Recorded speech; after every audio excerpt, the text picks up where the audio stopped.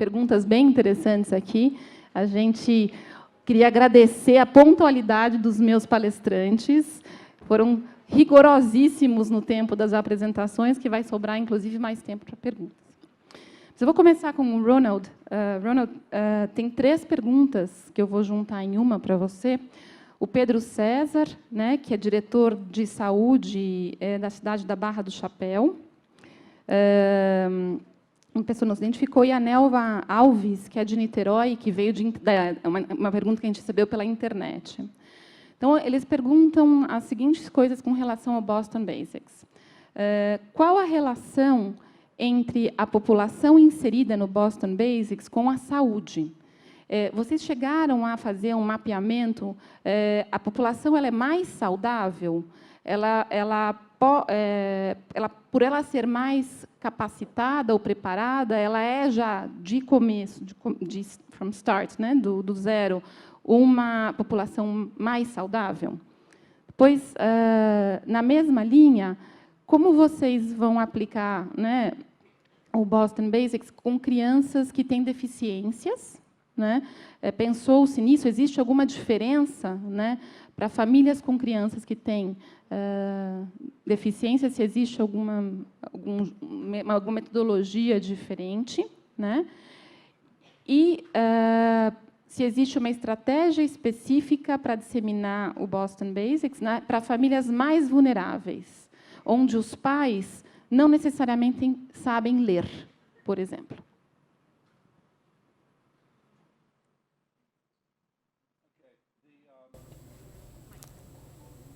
Microphone, please. Muito bem, a população alvo, objetivo, são todas as pessoas. Será preciso realmente personalizar. Nós estamos no início do processo, mas, por exemplo, existem vários grupos, várias populações em Boston. Até o momento, os vídeos foram produzidos apenas em inglês. Devem ser também produzidos em espanhol, português, em diversos idiomas. Se pensarmos na diferença entre as famílias que sabem ler, que são alfabetizadas e têm acesso às grandes instituições, comparadas às famílias onde os pais não leem, bom, é claro que precisaremos de abordagens diferentes para cada família. Além dos vídeos, poderemos usar livretos, versões em áudio, ou seja, audiolivros, para que os pais possam ouvir ao invés de ler. No centro de saúde, algumas das famílias têm, sim, problemas específicos, e temos pessoas que trabalham especificamente com esse problema. São as pessoas que nos ajudam no programa Boston Basics no trabalho com essas famílias. Resumindo, estamos trilhando todas as vias possíveis para chegar às famílias, atingir as pessoas que nos ajudarão a atingir as famílias.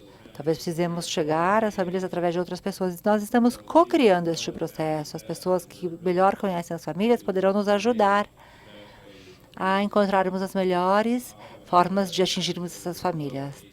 Daqui a 12 ou 18 meses, eu terei uma resposta melhor para dar a vocês. E o mesmo não se aplica a crianças com deficiência, certo? Famílias que têm... families who have kids.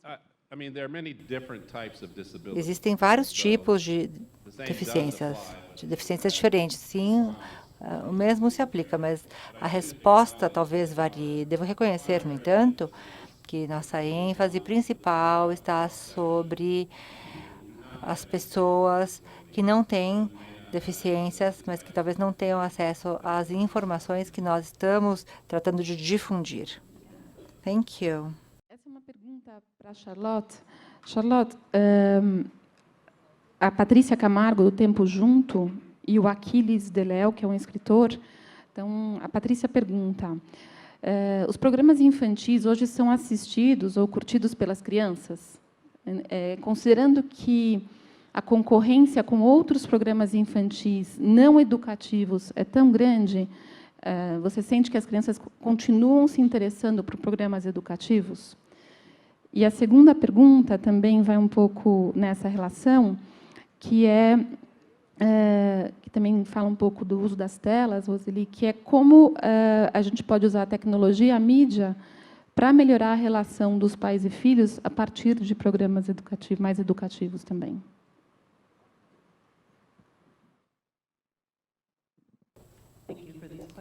Obrigada pelas perguntas. Bom, primeiramente, em relação ao engajamento das crianças, é uma preocupação importante, porque se a criança não for atraída pelo programa, realmente ela não vai assistir. É preciso que o programa seja, em primeiro lugar, divertido, que ele seja cativante, que ele atraia realmente as crianças. Nosso trabalho no programa que eu mostrei a vocês, no Haiti e na Etiópia, nós fazemos pesquisas formativas com as crianças e apresentamos um conteúdo a elas para avaliar, claro, o seu engajamento e a compreensão. No Haiti, acabamos de terminar, concluímos alguns testes há poucas semanas e as crianças ficaram realmente querendo mais, elas ficaram super atraídas. E na Etiópia, as reações foram bem similares. Hoje, tantas crianças conhecem o programa, bom, que realmente elas se aproximam à tela para assistir. Mas, em primeiro lugar, os programas têm que ser divertidos, têm que entreter as crianças. Caso contrário, não cumprirão o seu propósito educativo. Em muitos casos, devemos pensar que o mais importante é que eles sejam divertidos para que, de uma forma natural, a criança se sinta atraída ao programa. A segunda pergunta tem a ver com o uso da tecnologia, né? Não sei se é isso, a mídia. Sim, como a Roseli falou. Agora, usam a tecnologia para cuidar dos filhos? Ou acalmar os filhos, né? Não sei se essas são as melhores palavras. Como é que a gente usa a tecnologia em momentos onde os pais querem acalmar ou cuidar, mas com esse conteúdo educativo, né? Como é que a gente traz conteúdo educativo para dentro da tecnologia no melhor uso dela, né? Eu acho que é isso. Okay. Thank you for that Certo, obrigada pelo esclarecimento. Realmente, o uso da tecnologia no contexto educativo ou de forma educativa, claro, muitos discutem, a polêmica é bom, é ruim, o impacto é positivo, é negativo, como deve ser usado. Em muitos casos, acho que devemos nos perguntar, primeiro, se a tecnologia é boa para as crianças. Eu devo permitir que meu filho assista a televisão, que tenha um tablet, etc. E eu acho que essa pergunta está equivocada, está errada, porque devemos pensar realmente no conteúdo. Qual é o conteúdo que está sendo acessado naquele tablet, na televisão? Vamos pensar nas tecnologias anteriores. Nós não nos perguntávamos se um livro era bom ou não para a criança. Pensávamos no conteúdo do livro e como ele seria usado pelo professor ou pela professora. Devemos fazer a mesma pergunta com relação às tecnologias. Vamos questionar o conteúdo que está sendo abordado. Usar a tecnologia para educar a criança requer que nos certifiquemos que o conteúdo tenha qualidade, que aquele conteúdo esteja alinhado com a proposta pedagógica ou educacional. O conteúdo tem alta qualidade, isso pode ser discutido. Nós acreditamos que as melhores tecnologias, o melhor conteúdo tecnológico é aquele que reflete a cultura da criança e que oferece uma experiência significativa e apropriada a ela. E para desenvolver esse tipo de conteúdo, temos que trabalhar de uma forma sistemática no processo de criação. Dito isto, temos que considerar também os aspectos da qualidade.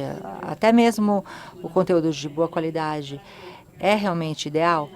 É aí que entram os pais e educadores para tomar decisões, fazerem escolhas quanto, por exemplo, ao tempo de exposição a esse tipo de conteúdo, de mídia.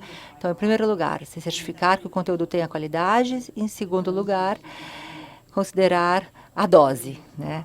O grau de exposição, porque eu acredito que as crianças podem até ficar engajadas demais, interessadas demais. Pensando sobre essa última pergunta, né? Das crianças com deficiências, a pergunta foi dirigida a mim. Eu queria dizer que os mesmos princípios do Boston Basics se aplicam também às crianças com deficiência. Os 5 princípios. Eu não sei se era por aí a pergunta. Mesmo no caso de crianças com deficiências, nós queremos maximizar o amor, queremos contar histórias, cantar músicas, comparar, contar, falar, aprender as cores, brincar, ler, discutir. A forma como tudo isso vai ser feito vai depender de quais são as deficiências do seu filho, daquela criança. Então, você, como pai ou cuidador, vai ter a sua checklist para se certificar se eles estão realmente cumprindo com aqueles requisitos que nós queremos preencher para... Por favor, todos vocês sintam-se à vontade de responder mesmo quando seja uma pergunta direcionada para algum dos palestrantes. Falando das telas, né, a Isabela Henriques, do Instituto Alana, pergunta, né, muitos especialistas dizem que crianças com menos de 2 anos não deveriam ser expostos à tela. A Charlotte falou um pouco disso agora, né? Quer dizer, nem iPad, nem celular. E a partir de qual idade, né, a mídia adequada para crianças e contribui com o seu desenvolvimento integral, né? Então, se a gente fala que não deveria ser até antes de 2 anos, né? Como é que a gente faz com que a gente use a tecnologia, de novo, adequada? Não, então, Roseli, essa foi para você, mas eu gostaria que todos vocês comentassem também. I agree with you. I don't think there is an answer. Realmente não acredito que exista uma resposta. Temos algumas diretrizes produzidas por diferentes organizações sobre as faixas etárias, recomendações para certas faixas etárias, para crianças a partir de 2 anos de idade, etc. E realmente é uma pergunta difícil de responder, mas um aspecto que é importante de salientar é que a tecnologia está sendo usada pelas crianças de uma maneira muito abrangente. Nós podemos entrar nessa equação da seguinte forma: já que ela está sendo usada, vamos produzir conteúdo de qualidade que possa ser usado por essas crianças nessas mídias de uma forma divertida e também didática. Ou seja, é um fato consumado. As crianças usam, têm acesso à tecnologia, então nós, de nossa parte, podemos ter esse tipo de iniciativa. E esses debates, claro, são muito importantes. Bruno, a gente tem tempo para mais 2 perguntas, tá? Então, eu vou fechar aqui. O Cláudio, do INFEP, pergunta para você como você vê a troca de informação entre programas similares ao Boston Basics, como, por exemplo, 30 Million Words Initiative ou o Providence Talks, né? Como é que esses programas vão se conversando e trocam de informação?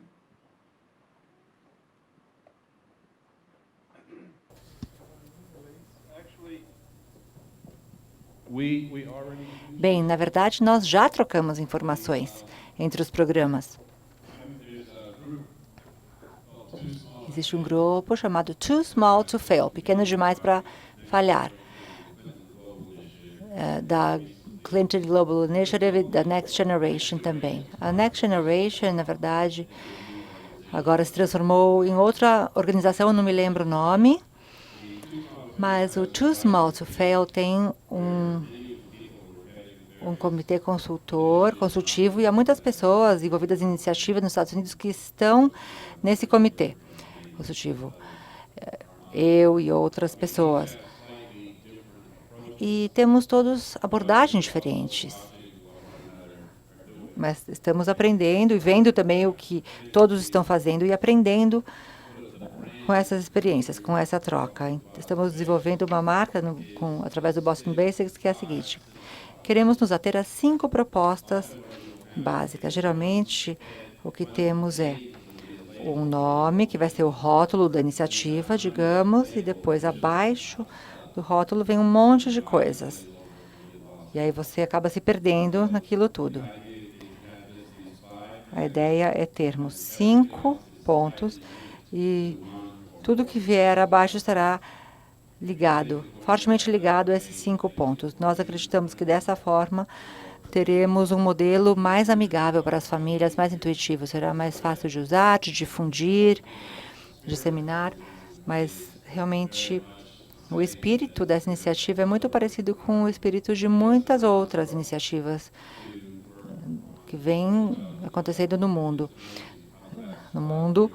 da educação na primeira infância. Nos últimos 5 anos houve uma explosão realmente de trabalhos. Antes era clinicamente incorreto falar sobre orientação aos pais, mas se percebermos que existem lacunas já aos 2 anos de idade e tivermos seriedade sobre este assunto, temos que falar a respeito disso.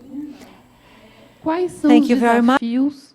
Quais são os desafios, e aí vale para os 3 panelistas, de monitorar o impacto, né, de campanhas ou programas ou canais de disseminação de conhecimento, né, que você tem para transformar, né? Como é que a gente impacta a mudança de comportamento? Né? Como é que a gente monitora isso? Na opinião de vocês, quais são os desafios, na opinião de vocês? Alguma dica?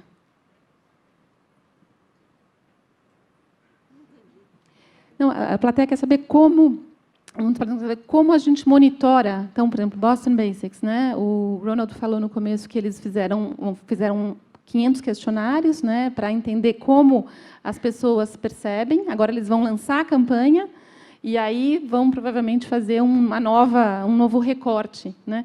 Então, a pergunta é, quais são esses desafios e até conseguir, a partir do conhecimento, como é que a gente consegue ver se houve mudança de comportamento, né? Então, nesses processos todos, então, a Vila Sésamo, nos processos dela, né? Então, como é que eles iam lá na ponta depois ver o impacto, né? Medir impacto. Permita-me dizer que a coisa é ainda mais complexa. Temos que ir além de medir o impacto. Temos que avaliar o que acontece durante a intervenção e o que poderia ter acontecido se a intervenção não houvesse ocorrido. A questão é que o que haveria acontecido não aconteceu, porque houve uma intervenção, certo? Então, se perguntarmos o que poderia ter acontecido, vamos ficar nessas considerações. Temos que estimar, ponderar, porque não poderemos medir. Nos experimentos controlados, o grupo controle, o que ocorre com o grupo controle nos dá uma estimativa, uma ideia do que haveria ocorrido com o grupo que fez o tratamento, caso não houvesse feito o tratamento. Tipicamente, fazemos um estudo clínico randomizado. Então, incluímos alguns indivíduos de forma aleatória, randomizada, para tratamento e outras pessoas para o grupo corte, para que não vai ser tratado. Depois, comparamos os dois e as diferenças são a estimativa do impacto. Então, o truque ao medirmos o impacto é termos uma boa estimativa do que teria acontecido. O que nós estamos fazendo, como você disse, estamos estabelecendo qual vai ser a tendência antes da intervenção. E depois, partimos da premissa que, sem a intervenção, essa tendência haveria continuado, se mantido. Talvez seja uma premissa errada, mas é a melhor premissa que temos no momento, principalmente no caso de uma intervenção junto a uma população inteira. Não podemos fazer a randomização da população para ver o que a mídia está divulgando e qual foi a exposição e a não exposição. Ou seja, essas séries, as avaliações em intervalos realmente são muito importantes. Temos que ter o grupo controle, o grupo tratado e não tratado, para fazermos uma comparação. É o grupo de comparação, digamos, que não é randomizado, mas é muito parecido ao grupo tratado e podemos partir daí. Coletar dados realmente é um desafio logístico em muitos casos, mas como não temos tempo, eu vou passar aqui o microfone, a palavra.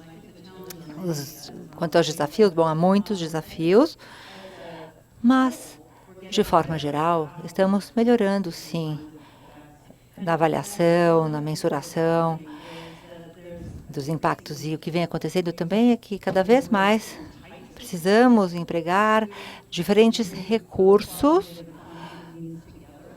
fazer avaliações quantitativas e qualitativas ao mesmo tempo, e estudos controlados, randomizados, claro, são a regra de ouro, mas também podemos aprender muito ao aplicarmos outras metodologias em nossas pesquisas. São realmente muitos os desafios, mas, indo além disso, temos um desafio maior.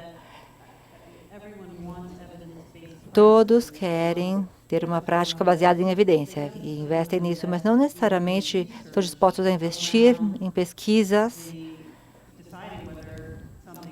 para poder decidir se algo realmente teve um impacto.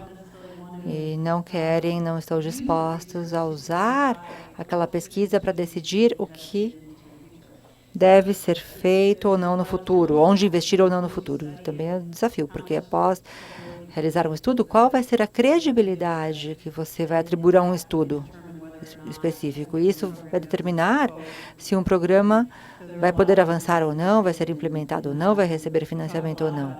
Falamos muito sobre resultados baseados em evidências, pesquisas baseadas em evidências, programas baseados em evidências, mas também precisamos ter uma comunidade de pessoas dispostas a financiar em pesquisa.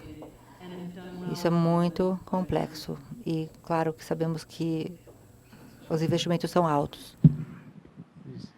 One quick word. Yesterday, Hero Rapidamente, talked gostaria de about comentar. network. Ontem ouvimos um pouco sobre as comunidades que aprendem em rede. E temos vários diálogos nos Estados Unidos e fora também a respeito de tentarmos melhorar a forma de como podemos melhorar. Nós medimos muito o impacto de nossas intervenções, mas não medimos muito como aprendemos juntos. E se tivéssemos uma rede ou comunidade de pessoas e todos os membros tentassem resolver o mesmo problema, e estivessem sempre em contato, aprendendo uns com os outros, trocando, eles acabariam descobrindo o que funciona melhor, o que realmente funciona, e poderiam avançar. Não poderemos avançar ao replicarmos simplesmente os programas já comprovados, já bem-sucedidos.